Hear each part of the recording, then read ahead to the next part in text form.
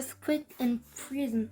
Some people did not like Paul and his friends Silas preaching about Jesus. One day they were thrown into prison, but they were not worried. They knew God. They knew God would take care of them. That night, God sent an earthquake.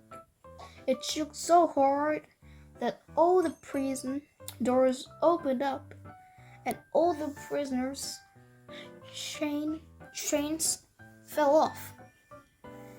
The guard thought everyone had escaped.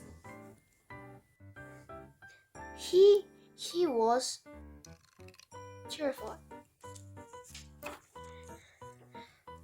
Paul told the guard, "Do not worry. We are still here." The guard was amazed. He invited the two men to his house.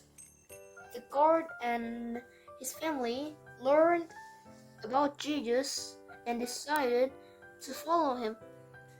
The next day, Paul and Silas left to tell more people about Jesus.